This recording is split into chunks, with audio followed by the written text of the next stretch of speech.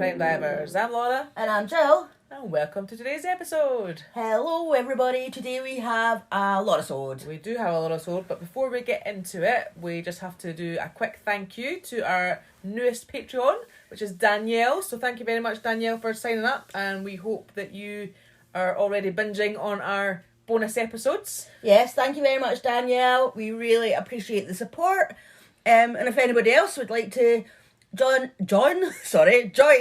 Danielle over on Patreon, it's patreon.com/CrimeDivers, and over there you'll find tons of extra content. There's loads of bonus episodes. So we have normal, I don't know what to say for the like normal episodes. Yeah, we just have solved. we just have a bonus episode every month. But on top of that, Jill has recently started doing a mysterious episode as an extra bonus on our top tier. So that's two bonus episodes a month. Yes. So if you go for the top tier, you'll get 2 bonus episodes a month. If you get the middle tier, you just get the one normal one, not the mysterious one, the normal one. I know it's not normal, but I don't know how else to describe it. Yes.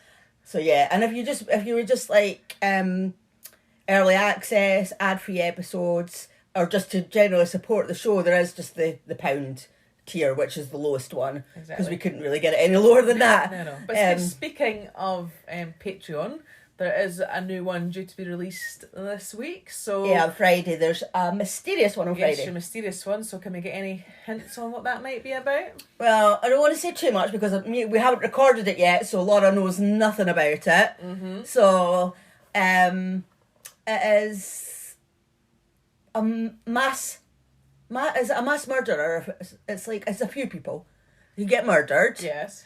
Okay, that's really helpful. And well, there's just a few people of the same family that get murdered. Okay. And there's mysterious circumstances surrounding it. And you know, maybe somebody could be living in the attic or something like that. Right, okay. Yeah, I don't want to say too much. No, you don't want to give it away, to be fair. No. But if obviously that interests anybody and they want to hear more, then do head on over to patreon.com/CrimeDivers and you can see all the details there. Yeah, and it literally takes 2 minutes just to sign up. You can sign up anytime, you can cancel at any time, you know, you don't have to be there forever. You know, you can cancel whenever you want. And there's more than one mysterious episode. That's the one that's just coming out this week. There's a few. Yes, there's already a few previous, there are a few good ones, which are frustrating, but, you know, very interesting. Very, very interesting ones. And then, of course, we have a back catalogue of maybe 2 years of bonus episodes. Yeah. And I think the majority of those are, in fact, maybe all of those are probably solved ones. So plenty to binge on. Yeah, so there's plenty to binge on. So now we're going to be quiet. And Laura, where are we in the world for your episode? We are in the USA. And what is the name? It's called Death of an SNL Star. So SNL, we're talking Saturday Night Live? We are talking Saturday Night Live, which is an American show for anybody that I was just going to say, are you going to... Because I've heard of Saturday Night Live, but I've never actually watched it. It's a bit of a... I don't know what you call it, but obviously there's always like a host. And like James Corden? Yeah, like that kind of thing? But not a permanent one. Like they do have lots of different people that do it, so there's like loads of, like, for instance, you know, in recent times, like Harry Styles has hosted SNL. Really? You know, there's a few people just that do like monologues, as they say, they do a monologue at the start, and then there's like different sort of sketches, and you know, there's like music guests as well. Like Harry Styles has been a music guest on it as well as presenting it. So yeah, it's just a bit of fun and a bit, you know, comedy, I suppose, and just you know, just a good show. I mean, I'll be honest, it's not something I've religiously ever watched, really. I've caught, like, a few bits here and there, and for what I've seen, there's some quite funny, just random sort of, you know, sketches on it that they do, and they'll obviously act, like, the person who's presenting it will obviously, like, act parts, and they'll have other famous people that are on with them, and they do bits and pieces. So do we have access to that in the UK? Because I know, like, you'll see bits on, like, like TikToks and YouTube and stuff like that, but, like, actually on our channels, do we have access to that? I think it's like on like maybe like the American channels that we maybe get in the UK, but I've not watched it personally. On YouTube, I mean, you can certainly watch episodes on YouTube, so it is accessible. Okay. Well, I've never watched it myself, so I don't know. Well, obviously I do because Harry Styles is in there. So I was going to say, I don't know the people who there is loads of other people that do it, like Kirsten Wiig. No. That's Bridesmaids, Kirsten Wig. No, never seen it. No, I started to watch Bridesmaids and there was a load of crap. Bridesmaids? Oh, I'm just trying to It was rubbish. Oh, I love Bridesmaids. I started to watch it because everybody went on about how amazing it was. Maybe I just wasn't in the mood. I don't Maybe. know, but I didn't find it liked interesting. I mean, you probably know. I can't actually think what it's been. Right. Anyway. But before we do dive in, I just want to say that I don't know if you remember when we did one of your episodes. It was about was it the life and death of a movie star? Was that what it was called? The episode. Mm-hmm. Natalie Wood. Yes, Natalie Wood. So it's kind of the same, similar. Like this is a lot about sort of the life of the SNL star. And obviously, there is a death, of course, because why else we wouldn't be doing this episode otherwise. But and it is the death of an SNL star. So it's a lot of the build up, and the main parts are kind of about the life that leads up to the moment that obviously there's a good part. You should have called this the life and death of an SNL star. That would have probably been better. But never mind. It's called the death of an SNL star. So shall we dive in? Yeah, let's dive in. Okay, so today's case is about a famous comedian called Phil Hartman, probably most known for his success on Saturday Night Live. He was also a co-writer for the Pee Wee Herman show. Have you heard of Pee Wee Herman? Yeah, but I've never seen it. I've heard of it. I've never watched it, but yeah, I know who Pee Wee Herman is. Yeah. And he even had he voiced some characters, on The Simpsons as well. Ugh, hate The Simpsons. Yeah, so, I mean, I wouldn't say I'm overly enthralled with it either, but, it is what it is. But anyway. I'm one of these people that I don't watch cartoons as an adult. I just don't get it. I don't know why you wouldn't watch real people. Fair enough. But anyway, he did voice a couple of characters on that, or a few characters actually. So Phil was born on the 24th of September 1948 in Brantford, Ontario, Canada. He was one of 8 children born to his parents Doris and Rupert. They moved to the United States when Phil was 10 years old, and after living in Maine and Connecticut, they settled on the West Coast. So later in life, Phil admitted with being a middle child, he always struggled to get the attention in his family that he wanted and needed because there's 8 of them. Yeah, basically, yeah. So because he didn't get it, he started to look elsewhere, and he actually started to use his humour and quirkiness to get people to pay attention to him. Right. And little did he know that would end up making him famous one day. Right. So Phil attended Santa Monica City College, but he ended up dropping out in 1969. He was also then asked to be a roadie by someone close to him for their band called The Rock and Foo. Okay. He also made some graphic design stuff for them, which the band loved. And he really, really loved that lifestyle, so he just fully embraced that.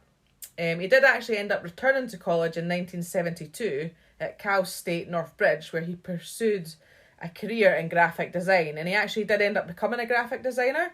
He designed over 40 record covers, and many are still famous today. I did look it up, because I was like, I wonder whose covers he'd done.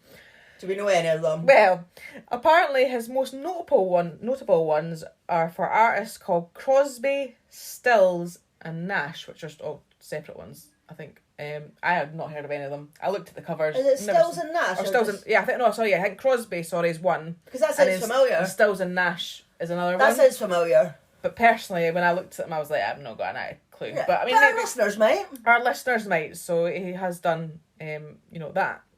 So that was just the start for him. As in the early to mid 1970s, he actually ended up starting to work for his brother, who owned a talent agency. And this opened up a lot of opportunities for him, and being around all those creative people really inspired him to want to be in the spotlight himself. And he definitely had the talent for it. Mm-hmm.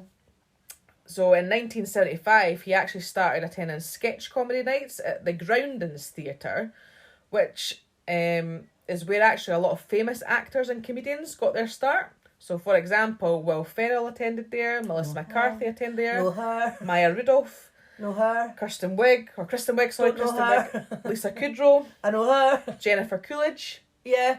That's Stifler's mum. Yep. And Jimmy Fallon.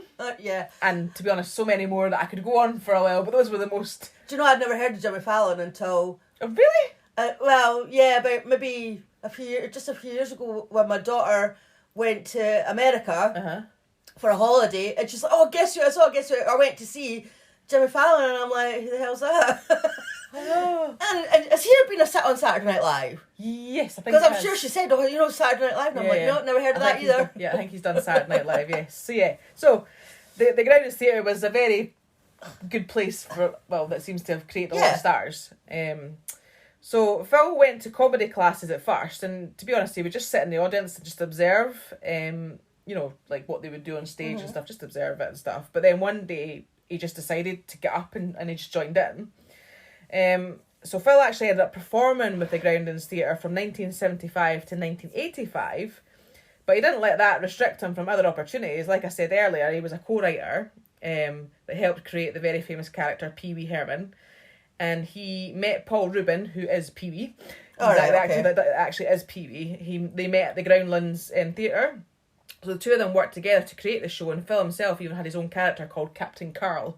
Okay. So I actually watched a little bit of it, just because obviously I was like, I'm interested to see what this show is. So, I mean, it's just a total, obviously, comedy show, and there's like, obviously based on Pee Wee, and because like all these other actors, which is obviously Captain Carl. So I only watched like maybe like a 30 seconds to a minute of it, just to sort of get an idea what it was about. But, you know, I mean, maybe our listeners have watched more of it, I don't know, but I certainly haven't. Well, I would think our Americans probably. Yeah, the American listeners probably know it more than us. Our American listeners are probably going, how do you not know this stuff? Like, how do you not know these people? How do you not know this? We're from Scotland. We don't know them all. We just live in a little place called Scotland. Just a little island. We're part of a bigger island, but, you know. Anyway, so, you know, his career was going great. But there was one area of his life that people say that he struggled with, and that was his love life. Oh. So Phil was actually married 3 times. He married his first wife, Gretchen, in 1970, and that was 5 years before, like, he started to become famous. So that was before his famous days. They actually got divorced in 1972, and then he married his second wife, Lisa, in 1982, and the two of them, they stayed together for 3 years before they divorced, but they did stay friends. She said that Phil liked to disappear, you know, things always started like pretty quick with Phil. There was a lot of passion in his relationships at the start, but once that died down, he pretty much checked out of the relationship. Right, so he just lost interest. Yeah, basically. She said that he had 2 sides to him: a really fun, energetic side, and a side who just wanted to have some time alone. But you know, being famous didn't really allow for that, to be honest. So with every failed relationship, you know, he always had his career to fall back on. So in 1986, just a year after Phil and Lisa split, his career hit a whole new level when he auditioned for Saturday Night Live. Right. So Saturday Night Live, his audition was said to be incredible, and they immediately wanted to cast him in it. And obviously, you know, in America, that was a big deal if you got Saturday Night Live, you know, a massive deal. So, as I said, I watched a few of his skits on Saturday Night Live, and I have to say, it was quite funny. So if you go on YouTube and search for Phil Hartman, you will actually find some of his Saturday Night Live footage, and it's totally worth a watch. Like, from what I watched, he seems quite a funny guy. He was he was also like well known for his impressions, specifically of Bill Clinton and Ronald Reagan. All right. And there's actually a really funny video of him impersonating Bill Clinton after the Monica Kaplinski scandal. So again, if anyone's not seen that one, I would recommend just watching it just for that one alone. I love watching impressionists. See when like Britain's Got Talent's on, I always love the people who do the impressions and stuff. I know, but it was really, really good. Like, because obviously he was like actually dressed, you know, sort of in the style of the president, and they were like, I think they were meant to be in like the room in the White House, his desk and stuff, and it was actually really funny. So I would definitely recommend watching that. So his time on Saturday Night Live was really what made him one of the biggest stars in showbiz. He was also known for playing smaller roles as well. Like, he didn't care if he was a big star all the time. You know, he actually once said that he preferred to be in those like middle tier roles, because if like a skit went wrong, then he wasn't the one who got blamed. So he was quite happy to take back from the line, like let somebody else kind of be the big star. So he wasn't like big headed or anything like that. You know, he would quite happily take a big part, but he'd quite happily take a small part as well. I've lost my place now. She's lost her place. Yeah, so his nickname on Saturday Night Live was The Glue, and that was given to him by Adam Sandler, as he said that Phil held the skits together and told the jokes that stuck. Ah, right. So the glue. Right. So he did go on to Saturday Night Live with like much bigger dreams in mind. He hoped it would put him on the map so he could start acting and writing in movies as well. And while he did go on to act on 3 different shows and movies, Saturday Night Live, as I said, was the most successful part of his career. That's really what was. He was on Saturday Night Live for 8 seasons, performing 70 different characters. Oh wow, that's a lot. Yeah, that's a lot. But back to his personal life. And as I said earlier, Phil was married 3 times, so I've told you obviously briefly about the first 2. Mm-hmm. But the third wife is sadly why we're doing this case today. Okay. Yes. So in 1986, the same year that Phil made his Saturday Night Live debut, he was set up on a blind date with a woman called Bryn Omdal. Not sure if I pronounced that right. But Bryn was born in Thief River Falls, Minnesota. Her real name was actually Vicky. Oh. Okay. But she was an aspiring actress, which right. is probably why she. So that was like her stage name. Yeah, I think so. So when she was introduced to Phil, she just couldn't believe her luck. Lots of people think that Bryn got involved with Phil because he could help her make it in the industry. So she knew who he was. Yeah. Right. Obviously, it was a blind date, but when she realised it was him, like she knew who he was. She knew who he was. Yeah, so she basically was and like, she knew what he could probably do for her. Yeah, exactly. Because like I say, she was an aspiring actress, so, You'd have had the connections. Yes, exactly. So she wanted to be famous. Like, there was no doubt about that. She really wanted to be famous. And as I said before, she did actually change her name a few times while she was trying to figure out her identity. So I think she had a few different names, but she obviously settled on Bryn. And she first moved to LA and worked as a model, but she didn't want to be that. She didn't want that to be all that she did. She mostly wanted to be an actress, but not just any old actress. She wanted to be like a real famous actress. She wanted to be big. Yeah, she wanted to be big. And so meeting Phil probably gave her the confidence and belief that one day she would be. So even though they just met, as Phil's Saturday Night Live career was kicking off, there was a lot of promise that he would really find success, which he did. And what a better way for Bryn to get famous, than that, through a rising star called Phil Hartman.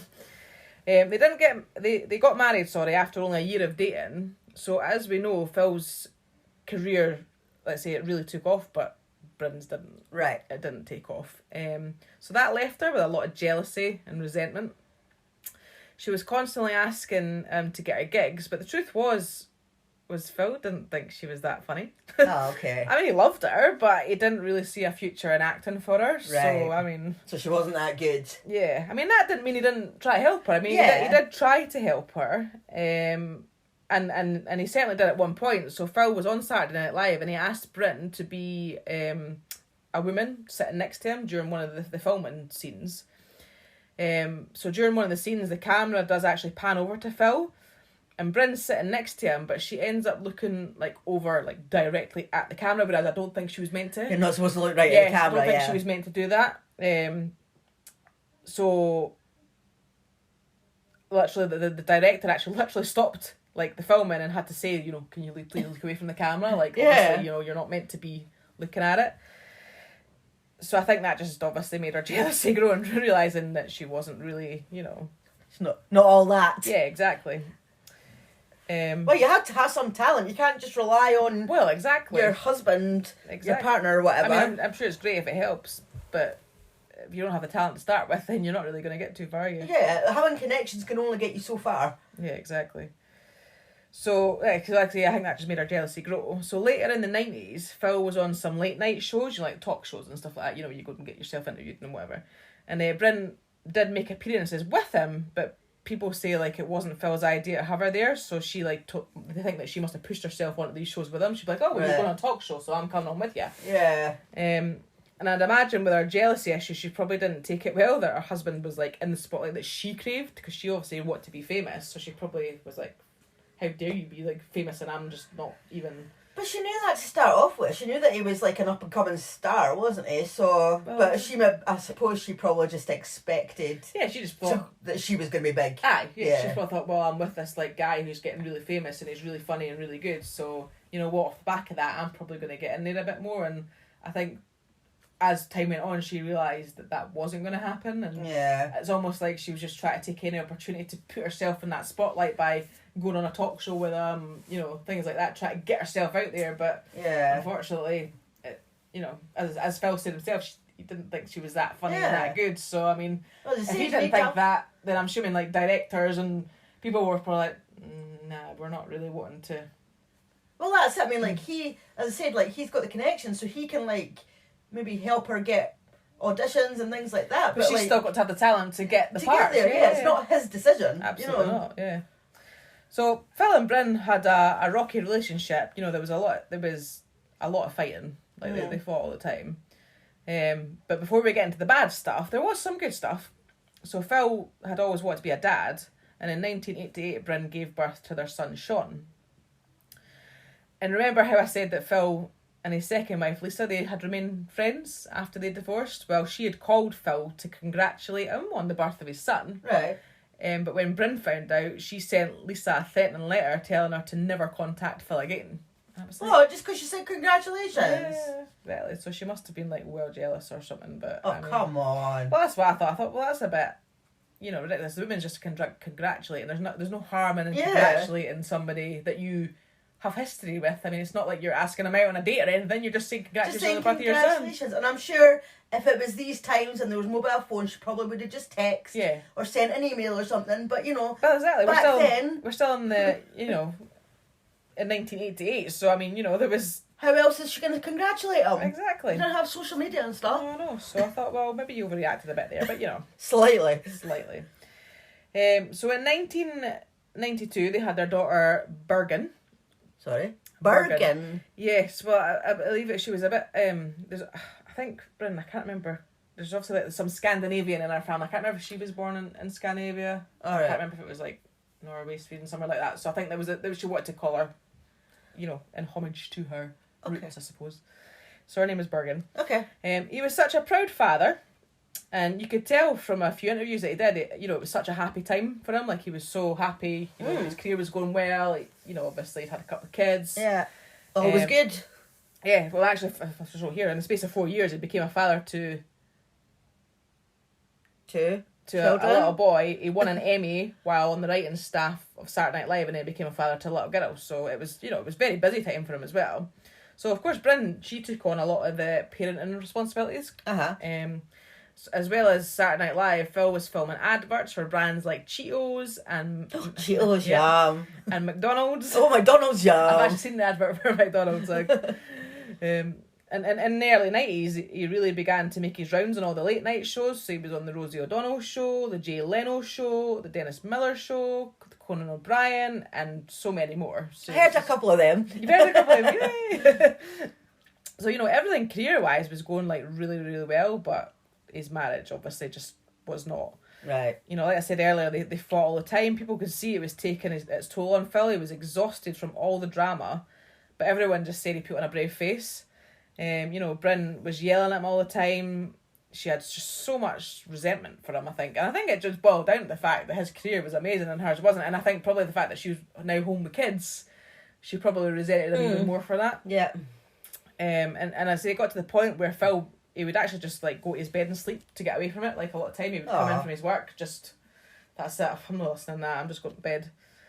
And obviously we don't know everything that goes on behind closed doors, and I'm sure Phil himself would have been maybe responsible for some of the things, because there's two sides to it, isn't there? I say it does take two to tango, as they say. So I'm sure as much as Bryn's sounding like not so good in this light, but I'm sure I'm sure he had his faults as well. Exactly. I'm sure he had his faults. I'm sure he maybe caused some of the arguments, etc., etc. Of course, it's a marriage. Yeah, of course.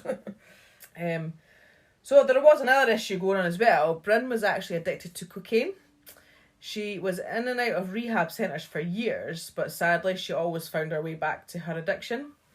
And it is important, I thought, to say that Bryn spent a lot of time alone, which I'm sure probably made her feel less supported from her recovery attempts, because obviously Phil was away working so much that there was a lot of periods of isolation for her, I think. So that probably, like I say, didn't help her when she was trying to recover from being an addict. I get that. She would have, it would have probably benefited her to have the support around her. So I think, that didn't do any good. So the couple, they did try and stay together for work. For work. They tried to stay together and work. I was going to say, why for work? I meant to say and work through their problems for the sake of the kids. That they both loved their children. Of course. There was no doubt about that. But over time, they did really grow apart. And that's when Phil started to spend more time away from home. He loved a place called Catalina Island.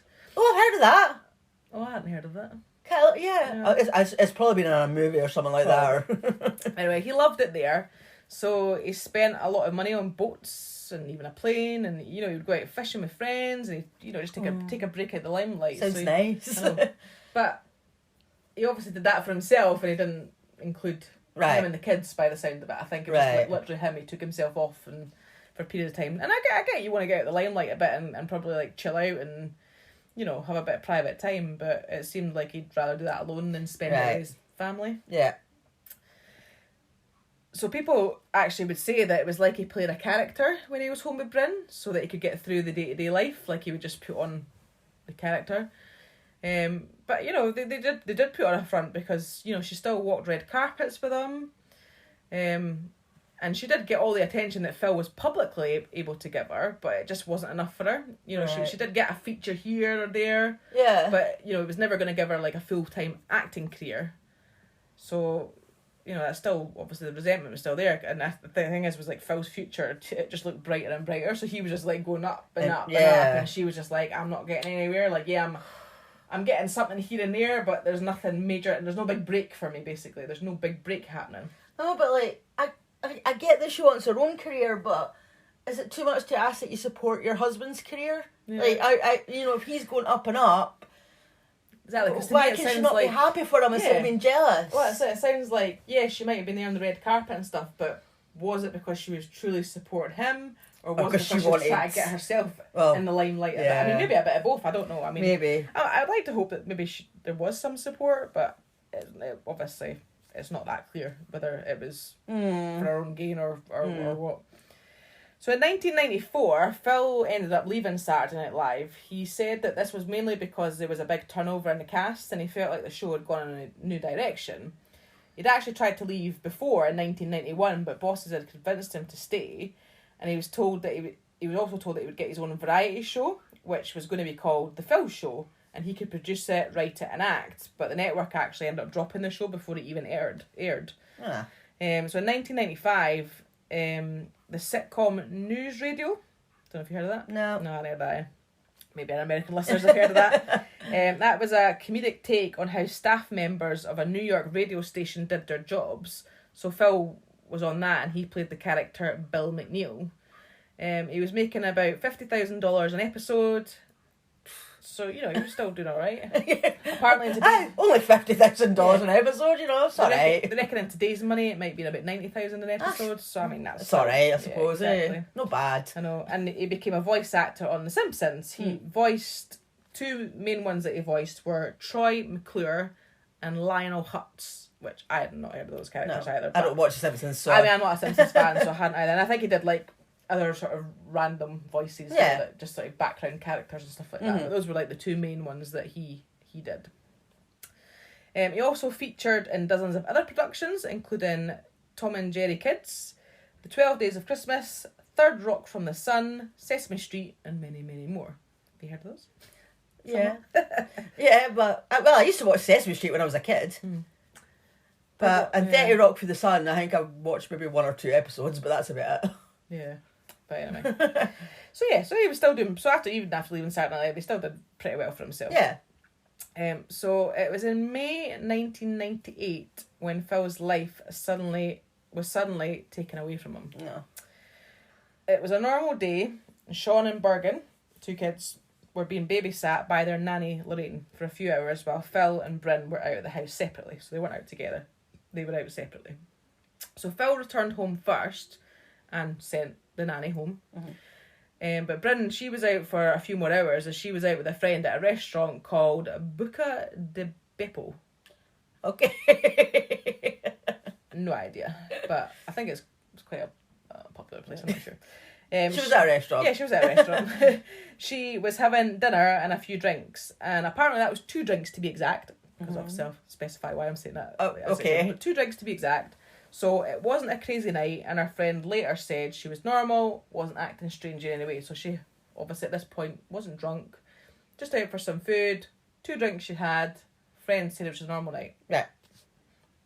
But in the early hours of the 28th of May, at around 2 a.m, Bryn took a .38 caliber Smith & Wesson gun and shot her husband, Phil Hartman, 3 times, ending his life. Oh, wow. So what exactly happened is a bit hazy, and some sources say that Bryn continued to drink in the house, so they reckon she may have come home and continued to drink, but I don't know for certain if that is the case. Okay. But that's why it was important to tell you that when she was out, she only had 2 drinks. So I'm not 100% sure, but that's what some sources say, is that she had continued to drink. I think Oh, gosh, she's done it again. How many times do you lose your place, or you can't understand what you've written? I know, but now I can't remember if I decided if it was she'd continued to drink after she shot him or before she shot him. I'm actually not sure. That's not clear what I wrote there. Anyway, she's hopeless. I know, but obviously, anyway, after a few hours of shooting Phil, she decided to tell someone what she'd done. So around 3 a.m, Bryn went over to her friend Ron's house. And after collapsing on the floor and being sick, she ended up confessing that she'd shot Phil. And at first, Ron didn't believe her. Yeah. He couldn't believe that she would have done that. And with her being drunk, he thought maybe she was just... So she must have had drinks. So being drunk, he thought maybe she was just confused. But she did actually bring the gun that she had shot Phil with to the house with her. So, I mean, to me, I'm like, well, she's brought a gun over where she's drunk. She's telling you this. I mean, come on, there must maybe some truth in that. I don't know. He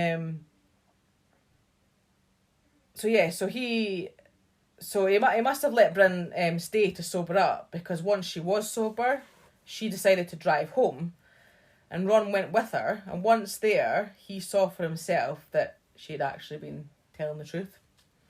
So he obviously called. So when she was sober, he still hadn't believed her until he actually saw it for himself. Yeah, basically, yeah. So obviously, well, maybe he could have drove over a bit earlier, just to have a look. No, you think you maybe try. So were the kids there? Were the kids in the house? Yes, the kids were still in the house. Yeah, she just left the kids in the house with Phil dead, yeah, basically. Right. But yeah, you think you maybe call to check on him, or I don't know, or take her home instantly just to make, I don't know. But I mean, again, it's one of those things, unless you're in that situation, you don't know what you do. So Bryn had also called her friend Judy on the way home, and unlike Phil, she actually believed him straight away. So she had also called Ron. Oh, sorry. Bryn had also called her friend Judy, unlike Ron. I did write Ron. But you said Phil. Sorry. She had believed Bryn straight away, and she'd also called the police as well. Right. So, basically, once... It wasn't really very long after Ron and Bryn had arrived back at the house that the police actually turned up, and Bryn was in the house at this point, like she'd already entered the house. So, the goal of the police was obviously to get Bryn and the 2 kids out safely. But sadly, that didn't happen, as just before police entered the house, Bryn called her sister and made arrangements for the children, and then she took her own life. She shot herself. So she still had the gun. So I don't know why Ron hadn't taken the gun off of her. But if the police were there, why did the police not take the gun off her? Well, they obviously hadn't entered the house at this point. Right. So I don't know. I mean, maybe they thought because she was in there, they wanted to get out of the house before they entered the house. I don't know. Maybe they wanted her to come, like, not to scare the children, maybe, to come out. I don't know. But yeah, but before they got a chance to get in the house, she shot herself. So the gunshot obviously was heard by police, and they entered the house, and Bryn was found unresponsive, lying next to Phil's body. So the kids were taken and put safely with the police. Thankfully, neither of them were physically harmed. However, when police asked if they knew what had just happened, Sean said that he had heard gunshots, which must have been terrifying. He said it sounded like doors slamming over and over, and Bergen said she knew her parents were gone.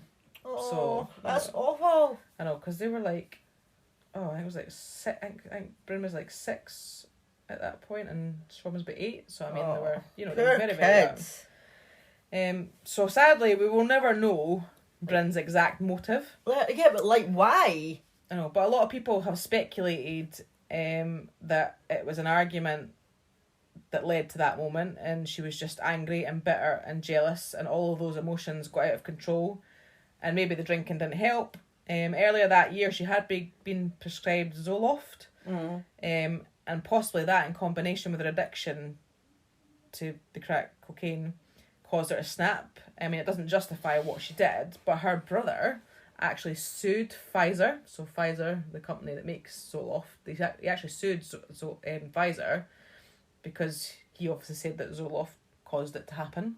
Oh, okay. He did actually settle for $100,000, but Pfizer never admitted to any wrongdoing. Well, but they obviously decided to give him money just to shut him up, I think. Yeah, I mean, why? I mean, like, I'm sure there's millions of people that are on Zoloft that haven't went and killed somebody. So how can you sue somebody saying that made her do it? Well, exactly. So no, that's. I'm surprised they got any money off them. No, I'm surprised as well, but Pfizer has said, I hadn't heard of Pfizer until COVID, because obviously Pfizer produced one of the vaccines. That's why I kind of looked at you confused, because I thought, I've heard of that, that's got something to do with COVID. Yeah, that's the only reason I'd heard of them, but obviously they were a big company before that. Yeah. But yeah, I said they gave him $100,000, so they obviously, but they never admitted anything. Like, they never admitted any wrongdoing, but I'm assuming just to shut up. So here's some money, shut up. Exactly. So so sadly, we'll never really know why she did what she did. That was why I thought it was important to tell you about Phil's life, because you can kind of probably guess what led her to that building point. up. You can see it building up. And obviously she has just snapped, and as we know in America, a lot of Americans carry guns legally, so she obviously, a lot of households will have guns, so she obviously has just snapped and shot him. So Sean and Bergen, they were actually raised by Bryn's sister Kathy, but neither child has been very public with their lives.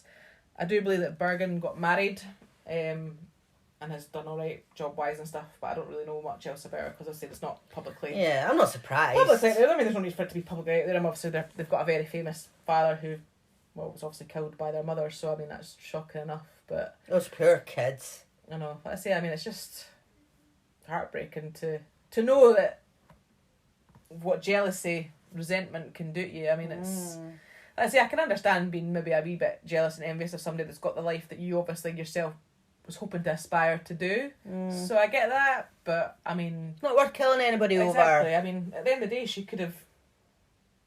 she was still involved in that life with Phil, because as I said, I mean, she had a few features here and there. Obviously wasn't good enough she for her, didn't get to walk red carpets and appear on shows with him, and so I know it wasn't necessarily about her, because it was obviously about Phil, but she obviously couldn't handle the fact that she wasn't the one that's the big star, sadly. So, and... yeah, that's that.